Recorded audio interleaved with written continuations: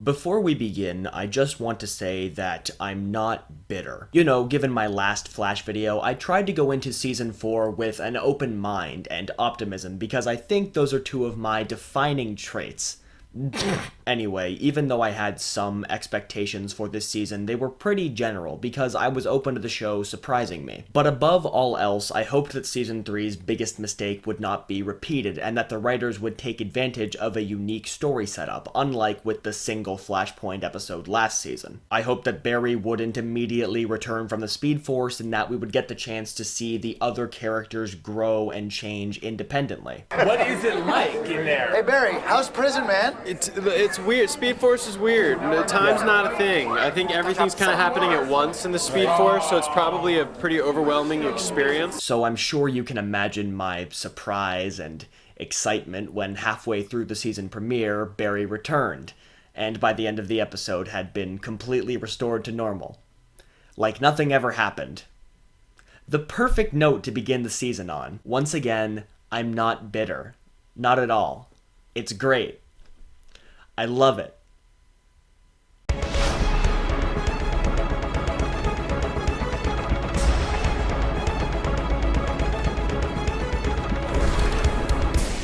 After Season 3 ended, I really didn't know what to expect going into Season 4. I mean, I obviously hoped for an improvement, but Arrow's trajectory showed me that things can sometimes only get worse after a bad Season 3. But they can also get better, and then get worse again. Yeah, I don't watch Arrow anymore. I gave up 4 episodes in this season. Just done.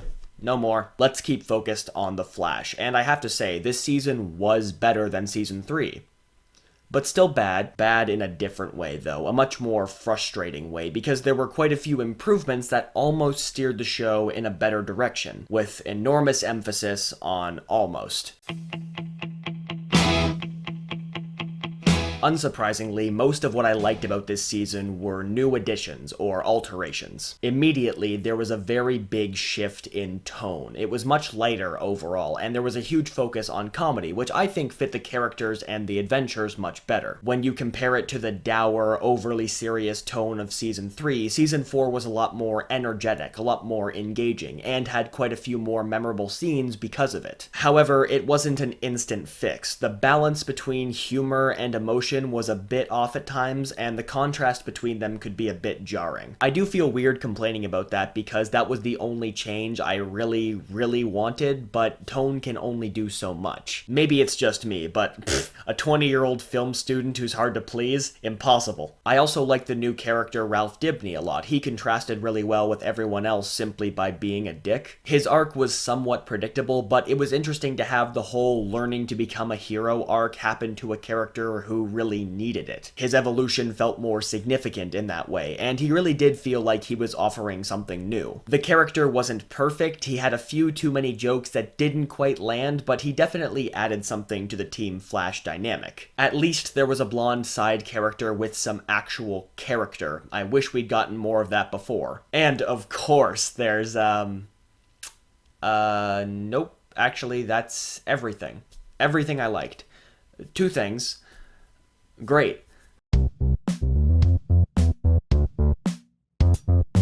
I guess what I respected about this season was that it really felt like it was trying to experiment and go in some new directions, but it often fell short in the execution. For example, there was a huge subplot about how metahumans were being shipped out of prisons and sold to criminals, and that was a great world-building concept. The idea of taking advantage of and weaponizing metahumans has been touched on here and there, but seeing it on such a big scale made complete sense. It was a very natural progression. But the problem was with the face of that subplot, the evil mastermind, the character Amunet, played by Katie Sackhoff, who gave a truly terrible performance. Oh, no, my dear, I find it very troubling. The professor turning everyone in the world into a dimwit is tragic. It's brilliant, but tragic. Amunet was just the worst. I have no idea why she was the way she was in every way. Her tone, her power, her outfit, nothing about it denoted any sense of power or intimidation. Maybe they were trying to offset the intensity of what she was doing by having her be kind of goofy, but it just made her seem really non-threatening. I never once believed that she could maintain control of her crime syndicate or the operation she was running. As a result, the whole subplot didn't feel like it had much weight, and every time Amunet popped up, I just tuned out because she was such an irritating presence. Speaking of irritating, despite the constant reminders of how important Team Flash is, the side characters really didn't have much to do. There were attempts, but almost every side character's conflict revolved around some sort of time-padding romantic involvement. Some subplots did eventually have their uses, but when the true purpose of them was revealed, it just felt kind of contrived. Because before the true purpose was revealed, the subplots usually just told the same joke over and over and over and over again. Again, I do feel kind of weird complaining about this because I did want a lighter tone more than anything, but not like this. When I really evaluated the story that was told this season, there were so many things that felt superfluous, and so many things I was waiting for payoff to, but never actually got. The only idea that was done well, start to finish, was the Council of Wells, and even then, it was only funny because Tom Cavanaugh is funny. Still, because of these really unique ideas, I stayed optimistic, and, well, like this season, that did not pay off.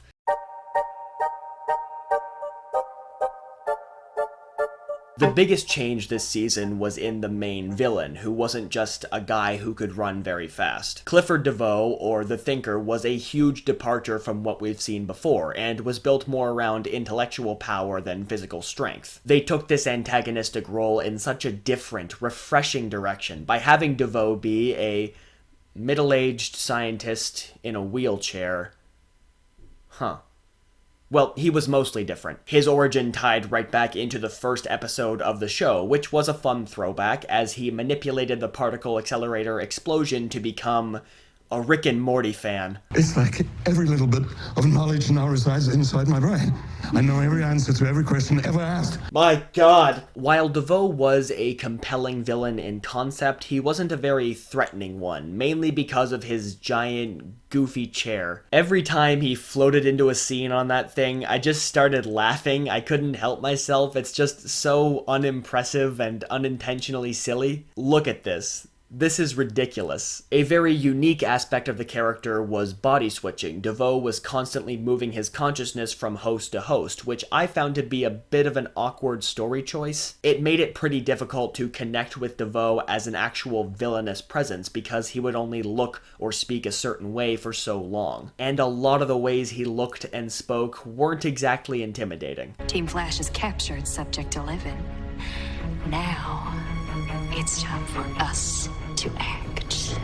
The different actors varied in tone and delivery pretty sharply, even though they were all clearly trying to mimic Neil Sandilands, and they also weren't very, good. None of them ever quite got that original cadence down, so it just felt like a bunch of actors not doing as well as they could be doing. Also, and let's be honest here, the CW is not known for its acting. I thought Neil Sandilands did okay, although a disadvantage of the character was that he was so low energy and monotonous because they were focusing on intellect instead of emotion. That choice did make his character feel somewhat one note, but the way he contrasted with his wife Marlies was more important, and that aspect of it really worked. It was really interesting to have a supervillain duo like that, a mirror of Barry and Iris, and Marlies actually ended up being the star for me. Kim Engelbrecht did a fantastic job of playing supportive and dedicated, but also scared and uncomfortable at her husband's evolution across the season. She gave off this intensely focused energy whenever she was on screen, and she was given so many opportunities to shine as this hateable villain. Although it did seem odd that hair gel was clearly such a crucial part of her supervillain outfit. I actually hoped for a while that Marlies would eventually evolve into the main antagonist, but the opposite happened. happened. Still, the reveal that Clifford had been manipulating and brainwashing Marlies for so long really worked. I actually felt something at that,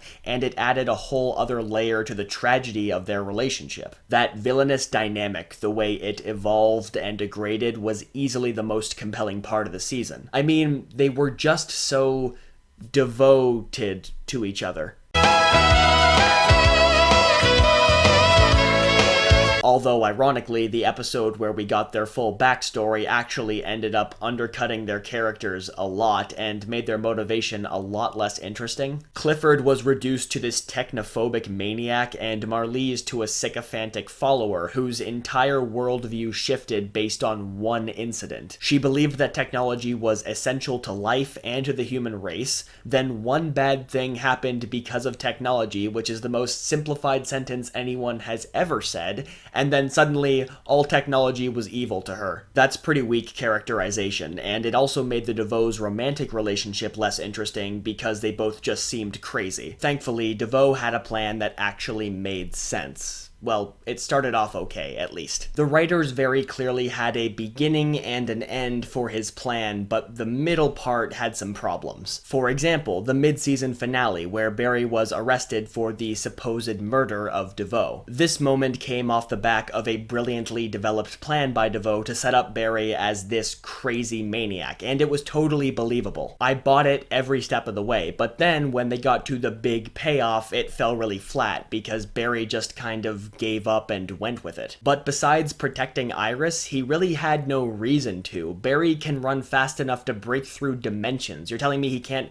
grab some towels and move DeVoe's body real quick? But the trial of the Flash was a big thing in the comics, so the show has to ruin it, I guess. And Barry has to go to prison because we have 23 episodes in a season and we need some filler. And then Ralph uses his face morphing ability to pretend to be DeVoe and get Barry freed, but there must be a million ways to prove that it's not really DeVoe, like, I don't know, any DNA test? DeVoe's plan, or at least the illusion of a plan, completely spiraled at this point, and the other main aspect of it was really narratively unsatisfying. By channeling the dark matter that Barry generated when he returned from the Speed Force, DeVoe orchestrated the creation of a group of metahumans who were on a bus. DeVoe's plan was to kill and assimilate all of these bus metas and use their powers together towards his ultimate goal, called the Enlightenment, and he does so one by one. The first few times it was surprising and brutal, but then it started to get old. And every time a new bus meta showed up, it was obviously only a matter of time until DeVoe would just kill them. The number of bus metas did help pace out the season's story more evenly, but later on, DeVoe just started absorbing them 4 or 5 at a time. So the pacing started to get a little iffy, but at least we got that episode where Iris got super speed. That was so necessary. Ralph was the only bus meta whose fate was ever really in question, and even then I knew he was going to die because his face morphing ability would let them bring Neil Sandilands back. With a new haircut, apparently. It's kinda weird that 2 seasons of this show in a row have involved really obvious foreshadowing with face swapping, right? That's not just me. So predictability took the place of the boredom from season 3, which I guess is a slight improvement. On the other hand, because DeVoe was so overpowered, the effectiveness of his powers were very inconsistent. Sometimes he's able to take out all of Team Flash without breaking a sweat, and sometimes he'll just get punched. Every event occurred exactly as I predicted. Accept the outcome!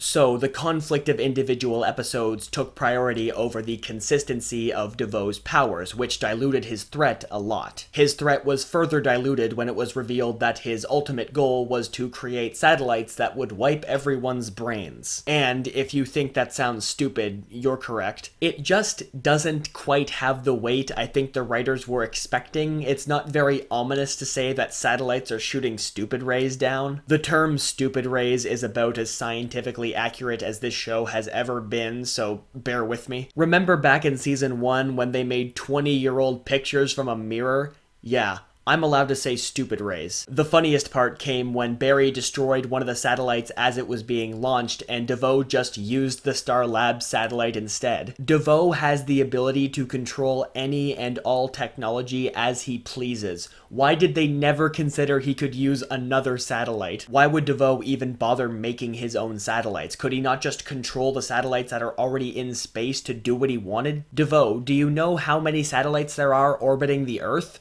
A lot. Why is everything so stupid?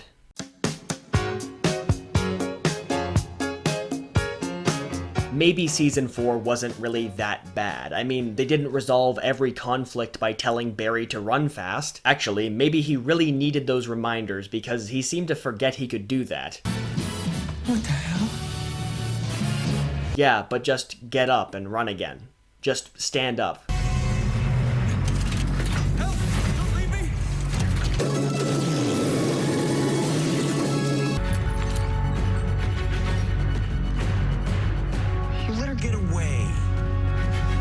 Yeah, but she's not away. She's a regular woman on foot. Wildly inconsistent writing with superpowers is just something you kind of have to accept with this show, and I understand that it's difficult to write tense scenarios when the main character is so overpowered. But 4 seasons in, things like this start to become distracting. I mean, even the best and most creative episode this season, Enter Flash Time, pretty much breaks the entire show. The Flash Time ability essentially destroys all conflict. What can Barry not do with that power? At least Barry got a new suit, I guess. And then there's Caitlin, whose story ended on a really interesting note in season 3. You're not Killer Frost. No, I'm not. I'm something else. If you're fans of Caitlin Snow, you're going to be very satisfied, and if you're fans of Killer Frost, you're going to be very satisfied. Talking point to Boom. the T. Love it. Well, forget that, because she's the same. They kind of ruined Caitlin this season. She used to be a valuable member of the team. I remember when she had input, when she was more than just a doctor on standby. At this point, she's pretty much just Cisco's sidekick and exists to give everyone emotional support when they need it. Even when she becomes Killer Frost, she never really does anything. Honestly, I was waiting for Caitlin and Ralph to get together because, you know, he's a blonde side character and he died. He's exactly her type. And then they revealed that Killer Frost had actually been a part of her since childhood, but why? I thought Flashpoint was the reason. That was the whole point. Why do we keep having these random Killer Frost twists? There's also Ralph's death, which happened in a really dumb and completely avoidable way, only because Barry's an idiot. Maybe you shouldn't use that technology to try to capture the metahuman who can control technology. Cecile becomes pregnant and gains telepathic abilities from the pregnancy. All the stuff Barry was saying when he came out of the Speed Force never actually circled back in a meaningful way. It never actually meant anything. Barry and Iris's daughter kept popping up through the season, and it was just so painfully obvious who it was going to be. Ralph defeats DeVoe and takes over his body, but does that not mean he has all of DeVoe's powers now? They showed Danny Trejo fighting vampires, and he didn't kill a single one. All of this stuff and more made me frustrated with this season more than actively angry at it, because I was staying optimistic. I was trying to see the bright side. I was ready to like this show again. Instead, the show further ruined things that it could have fixed, which brings us to the demon. The darkest part of my mind is reserved for the beast. Why are the main love interests in these shows always the worst? Iris has consistently been the most uninteresting, boring, intrusive, and outright annoying character in this show since the very beginning. And that sucks, not only because she has such a prominent role, but because Candice Patton is a very talented actress, and I wish she had better material to work with. In this season, to compensate for her usual uselessness, I guess, the writers made Iris hyper-competent, but too far beyond what she was before. I know that a significant amount of time passed between seasons, but all of a sudden Iris could just do anything. She diffused every situation. She led every mission. Again, she even got super speed for an episode. Finally, what we'd all been waiting to see. How do the writers know us so well? I'm pretty sure Iris was just a journalist before, right? Even then, she was primarily a blogger. She had no qualifications that would make her a good leader. I legitimately think she became the team leader because she serves literally no function beyond being Barry's girlfriend, and that's the big problem with this development. Maybe this new Iris could have worked. I've always liked the character when she takes charge, but this development, this leadership role, demanded better writing, and Iris did not get it. She was just the same bland emotional prop that she's always been. And then, of course, there's this little gem. You are not the Flash, Barry. We are. That's, no. No, that's the new worst line. Congratulations, Savitar. You no longer said the stupidest thing I've ever heard. The one thing Black Flash can't fight. Cold. All I can say to that is no. There's one Flash. It's one guy. It's in the title. The Flash. Just the one guy. Just Barry. That's kind of the point. Well, I guess there's also Wally, but nobody cares about Wally. The show actually makes a point of proving that nobody cares about Wally by having that be a major reason for his character leaving the show. The city was about to blow up. No one realized I wasn't here. I mean, it's funny because it's true. Honestly, I was glad to see Wally go because I never found him that interesting, and from what I heard, they made far better use of him on Legends of Tomorrow. I do wish there'd been a more compelling reason for his departure than him getting dumped by Jesse Quick, but hey, it's the CW. Relationship drama is the backbone of their entire network. Overall, I guess I enjoyed Season 4 more than Season 3, but the flaws were still so blatant, and it was a much more frustrating viewing experience because there was so much potential. I do hope the show continues to change things up and isn't afraid to experiment thematically or with characters, because I liked a lot of the ideas that were put forward, just not how they were ultimately delivered. Also, there was just no sense of intrigue. The cliffhangers were either meaningless or a misdirect to something dumb. Like that post-credit scene where Harry went into Eobard Thawne's secret room and activated Gideon, and it was played all sinister and foreboding, but he was just trying to figure out how to boost his thinking cap, which only really led to the subplot about Harry losing his intelligence, which was an odd choice. Much like Cecile's pregnancy telepathy, it felt like they just wanted Harry to have some sort of funny gimmick. Or the other post-credit scene where Iris got a bunch of Twitter notifications. How astonishing. This means DeVoe can't hide from us anymore. What do you mean he can't hide from you? He can literally change his appearance at will, you moron. He does so in the opening of the very next episode, flawlessly. Seriously, what was the point of that scene? It had absolutely no bearing on anything. And then there's the finale, which was built on the premise of Barry going inside DeVoe's mind, and that's a great concept, except it all builds up to Ralph and Barry punching a bunch of different DeVoes Matrix Reloaded style. It just showed a real lack of imagination. I mean, you have the main character trapped in the main villain's head, and all he does to beat him is punch and run in a straight line. And then, even though there was a whole episode about the question of whether it was ethically right to kill DeVoe or not, and the answer they settled on was it's not right to kill him, how do they beat DeVoe? By killing him. But none of that matters, because you know what? We got a sky beam, baby. Woo!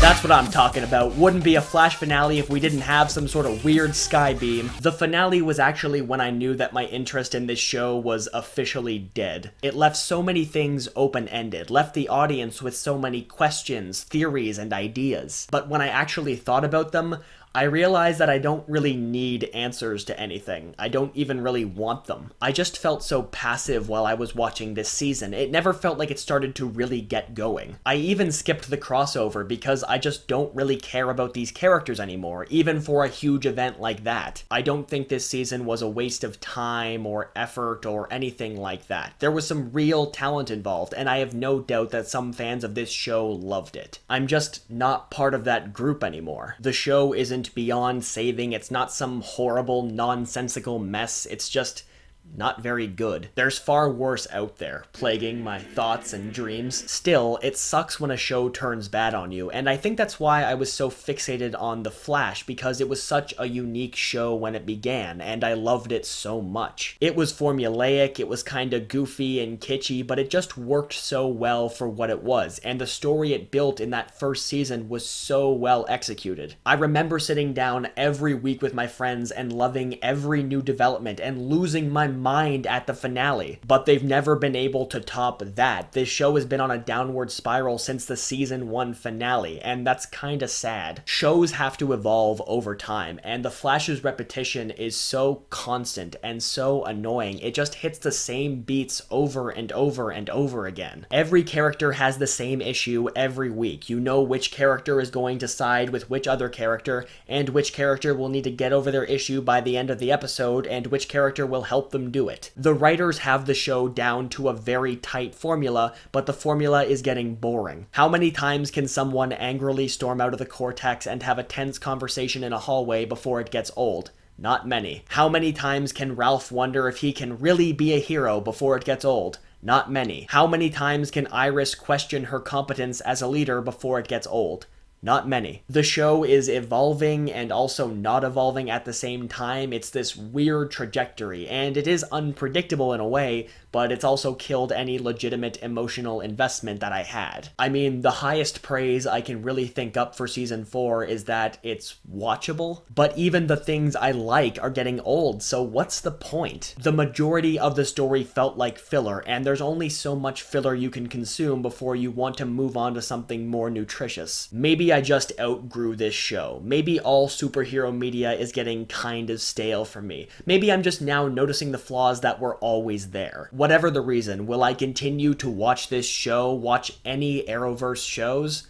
No. Maybe the next season will be like Arrow Season 5 and immediately be better. Or maybe it'll be like Arrow Season 6 and immediately be worse. Either way, I just don't care anymore, so I'm not going to waste my time watching it, or making videos about it, so I guess this is the end. All of these videos have been fun to make, and it's been really interesting to dive deeper into these shows than I ever had before. Even if I'm done with them now, these shows are important to me. They sparked a real love for TV in my childhood in a way that few series have, and the universe they've built is so impressive. I will always admire and respect where the Arrowverse started, how far it's come, and how it continues to grow, but eventually you have to accept that some things just aren't for you anymore. And in terms of what I want from TV and the expectations I hold to dedicate so much time to different shows, I just don't think the CW DC universe is for me, so I think I'm done talking about it because really,